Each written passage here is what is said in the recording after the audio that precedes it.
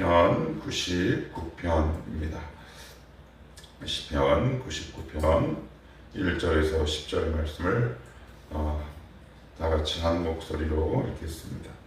여호와께서 다스리시니 만민이 떨 것이요 여호와께서 그룹 사이에 좌정하시니 땅이 흔들릴 것이로다. 시온에 계시는 여호와는 위대하시고 모든 민족보다 높으시도다. 주의 크고 두려운 이름을 찬송할지니 그는 거룩하심이로다. 능력 있는 왕은 정의를 사랑하느니라. 주께서 공의를 견고하게 세우시고 주께서 야곱에게 정의와 공의를 행하시나이다. 너희는 여호와 우리 하나님을 높여 그의 발등상 앞에서 경배할지어다. 그는 거룩하시도다.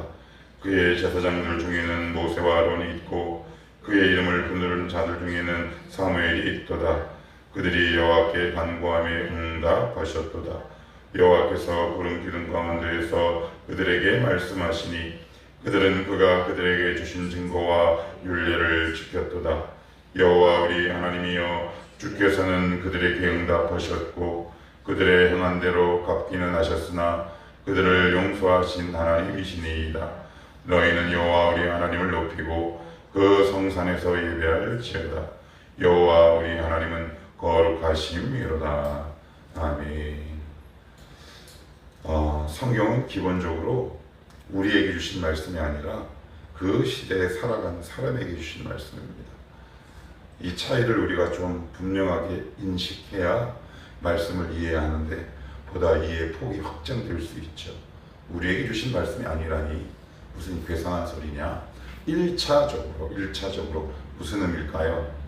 지금과 그 당시 이 말씀을 기록하고 받은 사람들의 문화적 배경이나 상황이 지금 우리의 그것과는 전혀 다르다라는 얘기죠. 그러니까 이 이야기는 그 당시 어떤 문화가 그리고 어떤 심정에서 어떤 상황과 여건에서 쉽게 얘기해서 어떤 백그라운드에서 이 말씀을 기록하고 어떤 하나님을 만났느냐를 우리가 이해하는 것이 굉장히 중요합니다. 그러나 우리가 참 조심스러운 것은 뭐냐면 믿음이라는 단어를 사용할 때 그런 인간의 이성이나 지성을 제외하고 우리가 그냥 흔히 하는 말대로 주여 믿습니다 라고 본문을 덜컥 접근하면 이게 이제 아전인수가 되는 격이 굉장히 많다.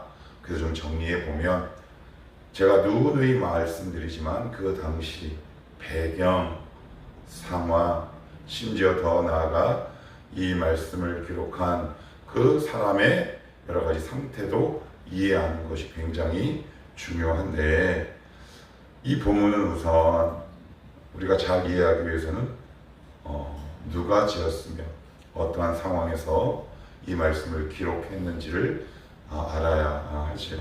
먼저 여러 설이 있는데 가장 강력하게 지지받는 배경은 바벨론 포로 이후다. 요 지점이 되게 중요합니다. 그럼 누가 지었느냐? 무명의 시인이 지었다. 여기 특별하게 나와 있는 배경이나 표적 아무것도 없어요. 자, 그러면 바벨론 포로 이후에 무명의 시편 기자는 어떤 하나님을 만났고 그리고 어떤 하나님을 경험했는가, 그걸 좀 우리의 시대로 끌고 와서 한번 본문을 보시면 1절에 이렇게 기록하죠. 여호와께서 다스리시니. 그래요. 근데 좀 이게 이상합니다. 1절은 굉장히 이상해요. 왜 그래요? 여호와께서 다스리시지. 그런데 포로가 돼요? 다스리면 나라가 있어야 되잖아요. 나라도 없어요. 포로가 됐어요. 그런데 지금 시편 기자는 누구를 만난 거예요? 자기를 통치하고 다스리는 하나님을 만났다라고 얘기해요. 우리가 보통 이 상황에서 좌절하거나 절망하고 싶죠. 그러나 없을 때 만나야 될 하나님이 있어요. 이럴 때 만나야 될 하나님이 있거든요. 그래서 오늘 시편 기자는 뭐라고 얘기하느냐? 나라가 없음에도 불구하고 포로가 된 상황임에도 불구하고 하나님은 여전히 우리를 다스리신다. 왕이 있으면 이해가 되죠. 나라가 있으면 그래 다스리나 보다 라고 하지만 나라가 없고 땅이 없고 국가가 없고 포로가 된 상황에서 오히려 우리를 다스리시고 자기를 다스리시는 하나님을 깊이 만난 거예요. 만약 지금 여러분들이 무언가를 잃었고 무언가를 상실했다면 그 상황과 그 지점에서 만나야 할 하나님의 성품이 반드시 있다. 근데 이 말씀을 우리는 잘못 이해하죠. 우리는 보통 이렇게 이해합니다. 아니 하나님 왜 이거를 잃게 하셨고 왜 이거를 상실하게 하셨는지 우리는 묻지 않고 하나님 앞에 기도하지 않습니다. 그러나 하나님은 우리가 어떠한 상황과 없을 때 무언가를 상실했을 때 알려주고 싶은 당신의 성품과 인격이 있는 거예요. 오늘 시편 기자는 어떠한 하나님을 만났다? 나라도 없고 왕도 없고 영토도 없고 심지어 포로가 된 이 무명의 시편 기자를 만나셔서 어떤 하나님임을 알려주셨냐? 나는 여전히 너희를 다스린다. 이게 얼마나 큰 위로가 되겠습니까? 우리가 만약 포로가 되었다면 이런 하나님을 만나지 않는다면 얼마나 상실감이 크겠어요. 아, 이거 예수 믿어봤자 소용없는 거구나. 그러나 어려운 상황 속에서 지금 시편 기자는 자기를 여전히 눈동자같이 살피시고 다스리고 통치하시는 하나님을 만났다. 이 지점이 굉장히 중요하죠. 자, 그리고 두 번째는 여기 이렇게 기록합니다. 1절을 제가 조금 더 보면 여호와께서 다스리시니 만민이 떨 것이요 여호와께서 그룹 사이에 좌정하시니 땅이 흔들릴 것이니로다. 자, 그러면서 4절은 이렇게 얘기합니다. 능력 있는 왕은 정의를 사랑하느니라. 그래요. 좋아요. 다스려요. 그런데 말로만 다스린다고 하면 우리는 체감할 수 없지요. 체감할 수 없어요. 그러나 오늘 시편 기자는 능력 있는 왕은 이렇게 얘기합니다. 능력 있는 왕, 우리를 다스리시는 하나님은 말로만 통치하시는 하나님이 아니라 실제로 능력이 있는 분이다. 이렇게 이야기합니다. 우리가 하나님을 왜 하나님이라고 믿습니까? 하나님의 능력이 있기 때문이죠. 그 능력이 우리를 힘있게 하고 우리를 견고한 반석 위에 세우는 거죠. 때로는 우리의 삶에 지쳐 이렇게 얘기할 경우 있습니다. 아이 그래 안 믿기는 뭔가 아쉽고 또 깊이 믿자니 좀 그렇고 그래 그냥 믿는다고 해두자 라고 나와 내가 신앙의 타협점을 찾을 때가 있다는 말이에요. 그러나 오늘 성경은 뭐라고 얘기하느냐? 너의 돌아가는 상황을 보고 내 능력의 한계를 판가름하지 마라 라고 얘기하는 겁니다. 그러나 실상은 어떻습니까? 우리에게 일어난 일로 인해 하나님이 어떤 분인가를 우리는 늘 판단하고 경계를 딱 구분짓죠. 그러나 그러지 말라고 오늘 성경은 말씀하고 있습니다. 나 능력 있다. 왜 내가 능력 있는 줄 아니? 그 다음 구절이 중요합니다. 4절 이렇게 기록합니다. 능력 있는 왕은 정의를 사랑하느니라. 주께서 공의를 견고하게 세우시고 주께서 야곱에게 정의와 공의를 행하시나이다. 그래요. 이게 무슨 말이냐 하면 8절 말씀을 조금 보셔야 돼요. 여호와 우리 하나님이여 주께서는 그들에게 응답하셨고 그들에게 그들의 행한 대로 갚으셨다라고 얘기합니다. 이게 무슨 이야기냐? 야곱 즉 이스라엘이 잘못된 길을 갈 때 그에게 따끔하게 채찍질하고 회초리를 가했다는 얘기예요. 그것을 지금 공의와 정의라는 단어로 표현하고 있는 겁니다. 근데 이것을 왜 능력입니까? 예, 능력이죠. 왜요? 세상에 어떤 신도 자기를 섬기는 추종자들이 바른 길로 가지 않을 때 개입하는 신은 전 세계 하나님이 유일하거든요. 그런 어떤 경험을 통해 우리 하나님 정말 살아계시는구나 라고 하는 거예요. 우리는 보통 하나님의 살아계심을 어떻게 이해하고 하느냐? 이 기도 들어주세요. 저 기도 들어주세요. 물론 그런 문제를 통해서도 하나님의 살아계심을 우리에게 나타내시지만 오늘 시편 기자는 무엇을 통해 살아계신 하나님을 만났냐면 내가 잘못된 길로 갔을 때 정의와 공의의 하나님으로 나에게 나타나서 나에게 따끔하게 채찍질하는 하나님이구나 라는 그런 모든 방법을 통해 하나님의 살아계심을 경험하게 되는 거죠. 그러니까 우리가 알고 있는 하나님과 시편 기자가 경험한 하나님이 조금 다르다 싶어요. 그러면 우리는 이런 질문을 할 수 있어요. 다른 민족과 백성에게는 하지 않느냐. 그런데 여기 보시면 이렇게 얘기합니다. 4절 끝에 주께서 야곱에게 정의와 공의를 행하시나이다.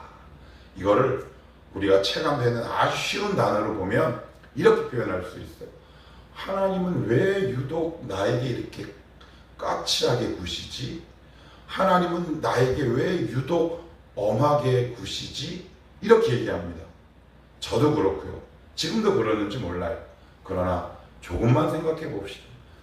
지나가는 남의 자녀에게 이렇게 유독 엄격한 잣대를 대지 않습니다. 어떤 적정선을 벗어나지 않으면 그들이 그냥 하는 대로 내버려 두게 되죠. 그러나 하나님은 우리를 지금도 주목해서 보고 계시죠. 이 녀석이 지금 어떤 길로 가는지, 혹시 잘못되고 삐뚤 길로 가고 있지는 않는지 유독 유의해서 보고 계시는 거죠. 그것을 지금 시편 기자는 공의와 정의라는 단어로 지금 이렇게 표현하고 있습니다. 또 오늘 이 본문에 보시면 유독 반복되는 단어가 있는데 5절에 보시면 이런 표현이 나옵니다. 너희는 여호와 우리 하나님. 8절에도 여호와 우리 하나님. 9절도 두 번이나 나오죠. 여호와 우리 하나님. 9절 끝에도 여호와 우리 하나님. 이 9절에 불과한 짧은 9절임에도 불구하고 여호와 우리 하나님이란 표현이 총 4번에 걸쳐 등장해요. 그러니까 지금 시편 기자는 어떤 하나님을 지금 제대로 만났느냐 하면 이런 거예요. 여호와는 언약에 관계된 단어를 사용할 때 여호와라고 얘기하고요. 하나님은 조금 더 거리감이 있는 거예요. 창조주, 그리고 힘있고 강한 이런 느낌을 사용할 때 하나님이란 단어를 사용하거든요. 그런데 여호와 우리 하나님이란 단어를 지금 사용해요. 어떤 뉘앙스가 느껴지세요? 이거예요. 저 힘센 아버지는 바로 우리 아빠다 라고 얘기하는 거예요. 나 얼마나 든든한지 몰라, 이렇게 이야기하고 있죠. 지금 어떤 상황이라고요? 포로 이후라고 그랬어요. 여전히 나라도 없고 영토도 없고 국가도 없고 여전히 신분은 포로지만 여호와 우리 하나님, 하나님 우리 아빠야 라고 얘기하고 있는 거예요. 우리의 신앙을 결정짓는 가장 중요한 요소 가운데 뭐가 있냐면 내가 믿는 하나님을 기본적으로 어떻게 인식하고 있느냐가 정말 중요해요. 안 그러면 우리의 신앙은 작은 흔들림에도 얼마나 떨리고 좌우로 흔들리는지 몰라요. 어떤 하나님은 어떤 성도는 기본적으로 두려움의 하나님을 인식하는 사람들이 있어요. 그래서 무슨 얘기만 하면, 어떤 설교를 들으면 이런데, 그래서 그 자기가 정해놓은 틀 안에 딱 갇혀 있죠. 어떤 틀이요? 두려움의 틀이요. 그래서 거기서 나오지 못해요. 그러나 오늘 시편 기자는 뭐라고요? 여호와 우리 하나님. 내가 믿는 하나님은 바로 내 아빠야. 우리 아빠야. 여기서 어떤 느낌과 뉘앙스와 그리고 신적 정서가 느껴지세요? 두려움입니까? 아니죠. 친밀하죠. 그렇지만 친밀한데 그 아빠가 능력이 너무 큰 거예요. 그러니까 바른 신앙의 정체성을 갖고 있는 거예요. 이게 굉장히 중요하거든요. 이 하나님을 만나는 거예요. 제대로 만난 거죠. 여러분이, 우리가 혹은 우리 청월한 공동체가 만난 하나님은 어떤 하나님입니까? 공포의 하나님입니까? 아니면 두려움의 하나님입니까? 아니면 응답의 하나님입니까? 그러나 우리가 무엇보다 기억해야 할 하나님의 성품과 인격은 어떤 하나님? 여호와 우리 하나님. 나에게 신실하시고 능력 많으신 하나님은 바로 우리 아빠야 라는 이런 신적 인식이 우리에게 무엇보다 중요하다. 그래야 흔들리지 않아요. 왜요? 그게 우리 신앙의 기초가 되기 때문에 그래요. 그래서 이 기초가 잘 세워지지 않으면 어떻게 되느냐? 약간의 문제를 통해서만 하나님을 인식해요. 예를 들면 내가 직장 생활을 잘 다니다가 어느 날 갑자기 부당해고를 탁 당했어요. 살다 보면 당할 수 있죠. 아플 수 있고요. 병을 앓을 수도 있어요. 그런데 이런 기본적이고 기초적인 신앙 인식이 없으면 눈에 보이는 상황에 따라 우리 마음이 막 요동쳐요. 하나님이 나 싫어하나? 하나님이 나 미워하나? 이거는 되게 어린 신앙이죠. 그래서 오늘 우리가 기도할 때는 이 기도가 우리에게 참 중요해요. 하나님, 저는 지금 하나님을 바르게 알고 만나고 인식하고 있습니까? 왜요? 그 인식의 기초 위에서 우리 신앙의 방향이 결정될 수 있기 때문에 그렇다. 우리 하나님은 어떤 하나님입니까? 내가 만난 하나님은 어떤 하나님입니까? 두려움의 하나님입니까? 아니면 상처를 주는 하나님인가요? 아니면 나에게 늘 시시콜콜 방해하고 나의 앞길을 막는 하나님인가요? 모든 것 다 X다. 어떤 하나님? 여호와 우리 하나님. 저 크고 나와 친한 이 하나님이 바로 우리 아빠라는 든든한 신학적 기초가 우리의 신앙의 갈 길을 정한다. 오늘도 여러분들이 기도하시다가 우리의 남은 신앙의 길을 걸어갈 때 이런 하나님을 우리가 바르게 만날 수 있으면 좋겠습니다. 기도합시다.